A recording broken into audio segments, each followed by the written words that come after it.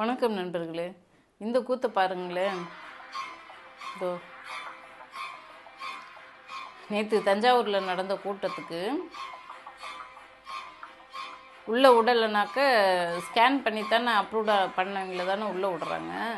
உள்ளே விடலைன்னா கழுத்தை நெரிச்சிட்டு கொண்டு அவன் கழுத்தை அவனே நெரிச்சிக்கிறான்.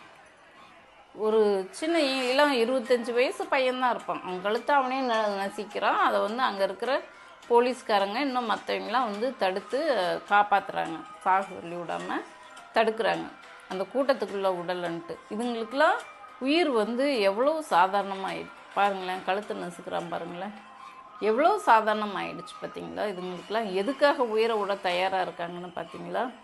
இவ்வளோ மோசமாக நடந்துகிட்ருக்குது இந்த நடிகை. இது குறித்து இப்போ நம்ம இந்த மாதிரிலாம் ஒரு இளைஞர்கள் கெட்டு போகிறாங்கன்னு சொல்லிட்டு நேற்று 5 பேர் விபத்தில் மண்டையில் தலையில் அடிபட்டு இடுப்பு உடஞ்சி கை கால் உடஞ்சி அட்மிட் ஆகியிருந்தாங்க. அதை நாம் கண்டித்து அவங்க அப்பா வேதனையில் சொத்தை வித்தாவது பிள்ளையை காப்பாற்றணும், அவனை திருத்தணும் இல்லைன்னு சொல்கிறாங்க. இன்னும் நம்மை போன்ற சமூக இந்த செயல்பாட்டாளர்கள் இன்னும் மற்றும் இயக்கத்தை சார்ந்தவங்க மனநல மருத்துவர்கள்லாம் இவங்களை சரிப்படுத்தணும், நல்வழிப்படுத்தணும் அப்படின்னு சொல்லிட்டு இந்த இளைஞர்களை பார்த்து ரொம்ப மனவேதனை அடைகிறாங்க. இதை எப்படி சரி பண்ணலாம் அப்படின்ட்டு அவங்களுக்கு தெரிஞ்ச ஆலோசனைகளை சொல்லிட்டு இருக்காங்க. ஆனால் இந்த நடிகர் என்னைக்காவது இந்த காட்சியெல்லாம் அவரும் பார்த்துட்டு தானே இருப்பார். என்னைக்காவது அவங்க ரசிகர்களுக்கு அந்த இளைஞர்களுக்கு என்னைக்காவது ஆலோசனை சொல்லியிருக்கிறாரா, நல்வழிப்படுத்தி இருக்கிறாரா? இல்லையே. அவர் ஏன் அதை சொல்லலை? அவருக்கு காரணம் இந்த ரசிகர்கள் இப்படியே இருக்கணும். எத்தனை பேர் செத்தாலும் அவருக்கு கவலையே இல்லை.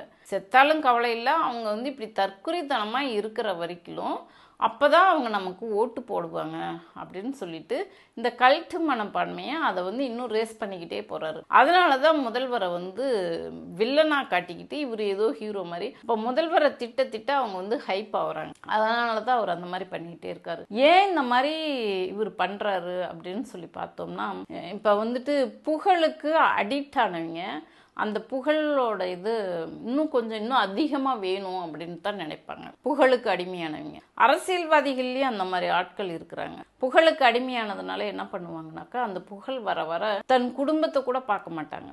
புகழுக்கு உண்டான தன் 4 பேர் வணக்க வைக்கணும், அவங்களுக்கு நம்மளை புகழணும் அப்படின்றதுக்காக அவங்க புகழணுன்னா என்ன செய்யணுமோ அதை செஞ்சுட்டு இருப்பாங்க. அரசியல்வாதிகளே அந்த மாதிரி இருப்பாங்க. இந்த நடிகை நடித்து புகழின் உச்சிக்கு வந்துட்டோம், அடுத்தது அதிகாரத்தை நுகரணும், அந்த முதல்வர் சீட்டில் உட்காந்து அந்த அதிகாரத்தை நம்ம அனுபவிக்கணும் அப்படின்ற புகழுக்கு அடிமையானதுனால அது ஏறக்குறைய ஒரு சைக்கோத்தனம்னு சொல்லுவாங்க. இப்படி இந்த நடிகன் சைக்கோவா மாறிட்டாரு. இதுக்கெல்லாம் என்ன காரணம் அப்படின்னு சொல்லி பார்த்தா, எனக்கு நான் யாரு இதுக்கெல்லாம் காரணம், குற்றவாளி அப்படின்னு சொல்லி பார்த்தோம்னாக்க இந்த நடிகனை வளர்த்த அவங்க அப்பா அம்மா தான்.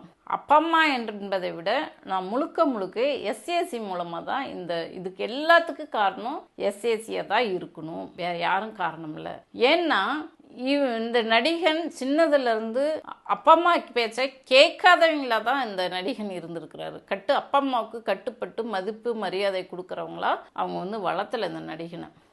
சோபாவே ஒரு பேட்டியில் சொல்லியிருக்காங்க, அவங்க அம்மா சோபா. அவர் பின்வழியாக தான் எகிரி குதிச்சு தான் ஓடி வருவார், முன்னாடி வந்தால் தெரிஞ்சுக்குவாங்கன்ட்டு அப்படி தான் பெரும்பாலும் வருவார் அப்படின்னு சொல்லியிருக்காங்க. அது மட்டும் இல்லை, படிச்சுட்டு இருக்கும்போது பாதியில் படிப்பை விட்டுட்டு நடிகை அவங்க அப்பா பேச்சை கேட்காம நான் நடிச்சாகணும்னு படிப்பையும் கம்ப்ளீட் பண்ணல, நடிச்சாகணும்னு வந்தார். சரி கேட்டாருன்றதுக்கோசரம் அவங்க அப்பா நடிக்க வச்சார். நடிக்க வச்சவர் எந்த மாதிரி படங்களில் ஆரம்ப கட்டத்தில் ஒரு அப்பா எடுக்கிறாரு, மாமியாருக்கு சோப் போடுற மாதிரி அந்த ஒரு மாதிரி அந்த ஒரு நல்வழிப்படுத்தக்கூடிய ஹீரோவா நடிக்கல விஜய். அதுக்கெல்லாம் காரணம் எஸ்ஏசி தான். இதை கூட ஒரு சரி அது நடிப்பு தானே அப்படின்னு சொல்லி விட்டுறலாம்.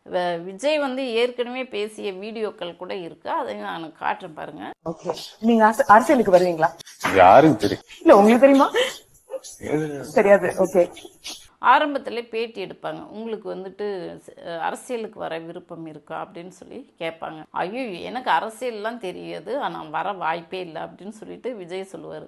ஆனாலும் அவருக்கு அந்த அரசியல் ஆசையை தூண்டினது யாருன்னு பார்த்தா எஸ்ஏசி தான். எஸ்ஏசிக்கு தெரியும் தன்னுடைய மகன் எப்படிப்பட்டவர், அவருக்கு அரசியல் பற்றி என்ன தெரியும், அவர் என்ன மாதிரி கேரக்டர் உள்ளவர்னு அவருக்கு தெரியும், எஸ்ஏசிக்கு தெரியும். ஆனாலும் அந்த எஸ்ஏசி தான் முதல்ல வந்துட்டு அந்த அரசியல் ஆசையை தூண்டி அவரை இன்னைக்கு வந்து ஒரு மனநோயாளி அளவுக்கு இன்னைக்கு அவர் இருக்கிறாருன்னா அதுக்கு காரணம் இந்த இப்போ நடக்கிற இந்த சமூக சீர்கேடுகளுக்கு எல்லாத்துக்கும் காரணம் எஸ்ஏசி தான். அவர் வந்து தெரியாமலாம் பண்ணல. விஜயை பற்றி நல்லாவே தெரியும். இப்போ நமக்கு வேணுனாக்கா அவர் வந்து இப்போ இந்த 2 வருஷத்தில் அவருடைய கேரக்டர் என்னன்னு இப்போ நம்ம பொது வெளியில் இருக்கிறவங்களுக்கு நமக்கு தெரியும். ஆனால் எஸ்ஏசிக்கு ஒரு குழந்தையிலேருந்து வளர்த்தனவர், அவருடைய கேரக்டர் எப்படியாப்பட்ட கேரக்டர்னு அவருக்கு தெரிஞ்சிருக்கும். அப்படிப்பட்ட ஒரு மனுஷனை அரசியலுக்கு கொண்டுகிட்டு வரலாமா? இன்னைக்கு ஒருத்தர் வந்து ரொம்ப மனவேதனையோட அவர் அரசியல் கட்சி சார்ந்தவர் இல்லை, பொதுவான ஒரு நபர் சொல்கிறாரு, இந்த டிவி கேட்காரங்க அவங்கக்கிட்டலாம் கொஞ்சம் வீட்டில் இருக்கிறவங்க பார்த்து பத்திரமா இருங்க.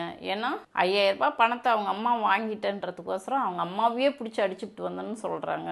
ரெண்டாவது வந்து டிவி கேக்கு ஓட்டு போடலைன்னா வெஸ்தை வச்சு கொண்டுருவாங்க. அதனால் உங்கள் பொண்டாட்டிங்கக்கிட்டலாம் கொஞ்சம் எச்சரிக்கையாக இருங்க. டிவி கேட்காரங்கக்கிட்டையும் அந்த உங்கள் ஊரில் யாராவது டிவி கேட்காரங்க அந்த கட்சியை சார்ந்தவங்க இருந்தாக்க அவங்கக்கிட்டையும் எச்சரிக்கையாக இருங்க. அவர் சொல்கிறத நான் காட்டுறேன் பாருங்கள். வணக்கம். பொதுமக்களுக்கு ஒரு முக்கியமான செய்தி. உங்க ஒவ்வொரு வீட்லயும் விஜய் ரசிகர், அதாவது தாவேக கட்சி உறுப்பினர் இருந்தா ரொம்ப கவனமா இருங்க. அவங்கள ரொம்ப ஒரு தனி ரூம்ல தங்க வச்சு ரொம்ப ஜாக்கிரதையா பாத்துக்கோங்க. நோட்டம் மட்டுக்கிட்டே இருங்க அடிக்கடி. பெற்றோர்கள் முக்கியமா வந்து உங்க வீட்டுல பையனோ பொண்ணு இருந்தா ரொம்ப நோட்டம் பண்ணுங்க. ஏன்னா விஜய்க்கு புருஷனா கூட போனி ஒரு பொண்ணு சொல்லுது, இன்னொரு பையன் சொல்றான், எங்க அம்மா வந்து அடிச்சுட்டு வந்தாங்க, நல்ல துட்ட உதவி வாங்கினா 5000 ரூபாய்க்கு அடிச்சுட்டு வந்தேன்னே சொல்றான். பெண்கள் முன்னுரிமை காசுன்னு கொடுக்குறாங்களே மகளிர் உரிமை, அந்த காசு அடிச்சுட்டு வந்தேன்னே சொல்றான். அதனால ரொம்ப நோட்டம் போடுங்க. தேர்தல் முடிகிற வரை அவங்க வந்து இங்க தாவாக்கு தான் ஓட்டு போடுவோம் அப்படின்னு அவங்ககிட்ட சொல்லுங்க. ஆனா சத்தியமா தாவாக்கு ஓட்டு போட்டுறாதீங்க. பார்த்தீங்களா, அவர் ஒரு சாதாரண ஒரு பொதுமக்கள். அவருடைய கவலை இன்னைக்கு வந்து பொதுமக்களோட நிலைமை இப்படித்தான் இருக்குது. தயவு செஞ்சு டிவி கேக்கு மட்டும் நீங்கள் ஓட்டு கேட்க வந்தால் போடுறேன்னு சொல்லுங்கள், ஆனால் ஓட்டு மட்டும் போட்டுறாதீங்க. ஏன்னா இந்த நாட்டை சீரழிச்சிருவாங்க, அழித்து மக்களை வந்து நாசம் பண்ணிடுவாங்க. அந்த மிருதன் படத்தில் வர மாதிரி தான் ஜோம்பியன்ஸுங்களாக இன்றைக்கி வந்து டிவி கேட்காரங்க இருக்காங்க. அதனால் இந்த தேர்தல் முடிகிற வரைக்கும் ஓட்டு கேட்க வராங்களா, சரி போடுறேன்னு சொல்லுங்கள். உங்கள் வீட்டில் வந்து டிவி கேட்காரங்க இருக்காங்களா, 2 மாதத்துக்கு அவங்க இஷ்டத்துக்கு விட்டுருங்க. ஏன் இப்படி பண்ணுற, ஏன் இப்படிலாம் பேசுகிறேன்னு எந்த பிள்ளைங்களையும் பார்த்து கேள்வி கேட்டுறாதீங்க. ஏன்னா எல்லாருமே மன ரீதியாக பாதிக்கப்பட்டிருக்காங்க. பாருங்களேன், கழுத்தை நெரிச்சு கொன்னுக்கிற சாகிற அளவுக்கு போகிறான் அந்த பையன். மன ரீதியாக பாதிக்கப்பட்டிருக்காங்க. அப்போ அவங்க அதில் வந்து வெளியே கொண்டுகிட்டு வரணும்னா இந்த 2 மாதம் வரைக்கும் அவங்க இஷ்டத்துக்கு விட்டுருங்க. ஆனால் யாரும் டிவி கேக்கு மட்டும் ஓட்டு போடாதீங்க அப்படின்னு சொல்லிட்டு ஒரு பொதுமக்களாக அவர் வந்து சொல்கிறாரு. நானும் அதே தான் சொல்கிறேன், மனநல மருத்துவர்களும் அதே தான் சொல்கிறாங்க. இது வந்து மனநல பாதிக்கப்பட்ட நிலைமையில் இருக்காங்க. இப்படி ஒரு கூட்டம் இருக்குதுன்றது விஜய் கட்சியை ஆரம்பிக்கிற வரைக்கும் தெரியல. ஆரம்பித்ததுக்கு அப்புறம் தான் இந்த கூட்டத்தோட செயல்பாடுகள்லாம் பார்த்தா இப்போ பயமாக இருக்குது. அதனால் நானும் வந்து பொதுமக்களுக்கு ஒரு கோரிக்கையை வச்சுக்கிறேன். உங்கள் வீட்டுக்கிட்ட டிவி கேட்க யாராவது ஓட்டு கேட்க வந்தாங்களாக்கா அவங்கள பார்த்து எதுவும் கேள்வி கேட்க வேணாம், போடுறேன்னு சொல்லிடுங்க. உங்கள் வீட்டில் இருக்கிற பொண்ணுங்களோ பசங்களோ டிவி கேவில் செயல்படுறேன் ஓட்டு போடுங்க அப்படின்னு சொல்லி உங்கள் குடும்பத்தில் இருக்கிறவங்க கிட்ட கேட்டால் சரி போடுறேன்னு சொல்லிடுங்க. அவங்க மனநிலை தேர்தலுக்கு அப்புறம் மாற வாய்ப்பு இருக்குது. ஆனால் தயவு செஞ்சு டிவிக்கு மட்டும் ஆட்சிக்கு வந்துட்டா நாடு மக்கள் நாசமாக போயிடுவாங்க. யாரும் நல்லா இது அந்த என்ன சூறாவளி வந்த மாதிரி சுனாமி வந்த மாதிரி எல்லாத்தையும் வாரி சுருட்டிக்கிட்டு போயிடும். இப்போ நம்ம இருக்கிற இந்த கட்டமைப்பெல்லாம் இதுங்க வந்து அழித்து நாசம் பண்ணிடுவாங்க. அதனால் நம்ம வந்து அவேர்னஸ் மக்களுக்கு வந்து அவேர்னஸ் ஏற்படும். இந்த கட்சிக்காரங்கக்கிட்ட ரொம்ப எச்சரிக்கையாக இருக்கணும். இவங்க ரொம்ப ஆபத்தானவங்க அப்படின்ட்டு தலைவன்லேருந்து இந்த ரசிகர்கள் வரைக்கும் ஒரு மனநோயாளிகளாக இருக்காங்க. அவங்கக்கிட்ட நம்ம எச்சரிக்கையாக இருக்கணும் அப்படின்றத ஒவ்வொருத்தரும் சொல்லி நமக்கு நம்ம அலர்ட் பண்ணிக்கணும் என்று இந்த நேரத்தில் கேட்டுக்கிறேன். நீங்களும் உங்களுக்கு வேறு மாதிரி ஏதாவது சிந்தனைகள் கருத்துக்கள் இருந்தால் சொல்லுங்கள். நன்றி, வணக்கம்.